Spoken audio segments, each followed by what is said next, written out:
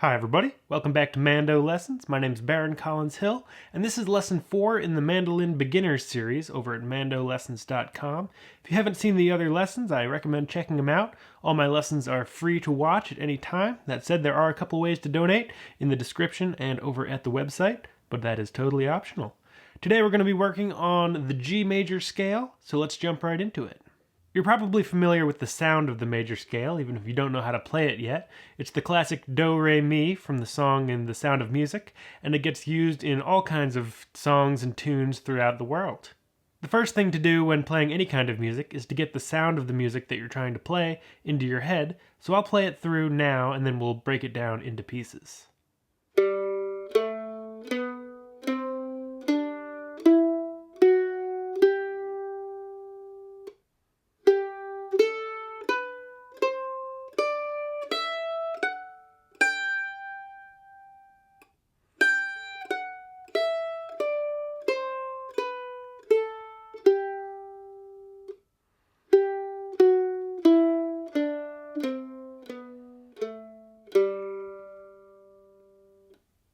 So the scale starts on the open G string, the string closest to your head and the lowest pitch string, and moves up from there to the first finger on the 2nd fret, then the 2nd finger on the 4th fret, and the 3rd finger on the 5th fret. Let's go up and down that scale a couple times. 1, 2, 3, 4. And back down.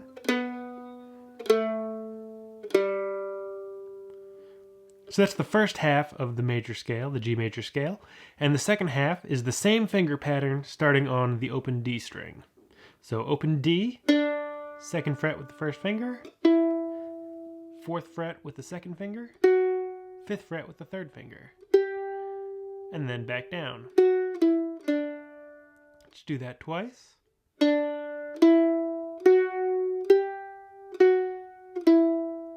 And again.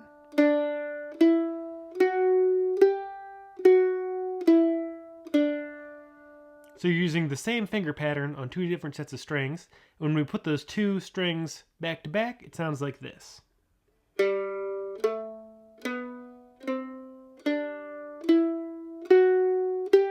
Now starting from that 5th fret, let's go back down.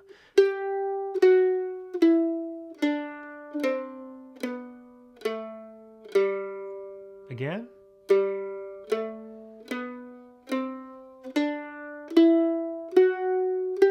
And back down.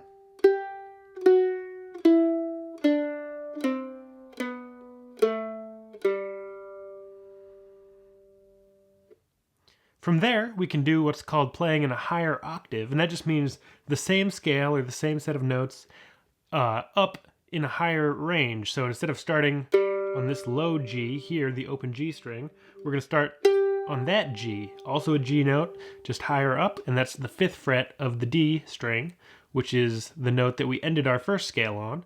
And we're going to start from there and play this pattern.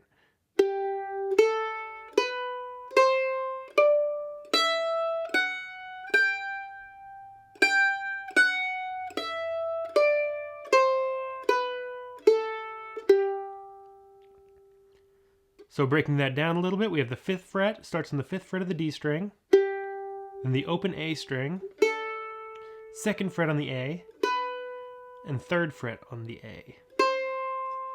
And then back down, 3rd on the A, 2nd on the A, open A, 5th fret on the D.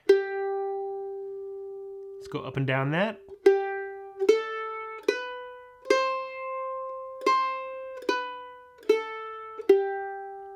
And just like the lower octave, we're going to do the second half of the upper octave scale just by using the same finger progression, just starting in a different place. So it starts on the 5th fret of the A string, and then open E, 2nd fret on the E with your pointer finger, and middle finger on the 3rd fret. And then back down, 3, 2, open, 5. Let's run up and down that once.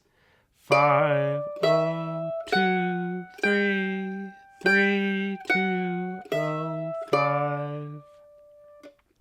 Now, putting that together, it starts on the 5th fret of the D string, and it sounds like this. 1, 2, 3, 4.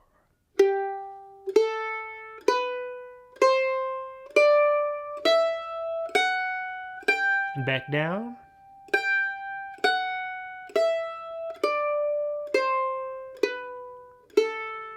Let's do it again, going up.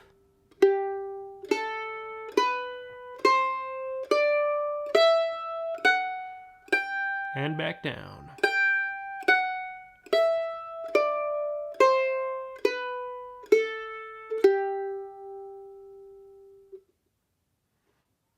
One thing to keep in mind is that our ears have a lifetime of listening behind them, and often we'll have a good sense of when we're playing the right thing or not, even if we're new to actually creating sounds on an instrument.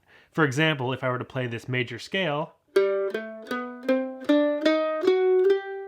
you might notice that, oh, that didn't quite sound like the major scale I was just playing, even if you can't quite identify what's wrong at the moment. And from there, just keep trying. Still didn't quite sound right.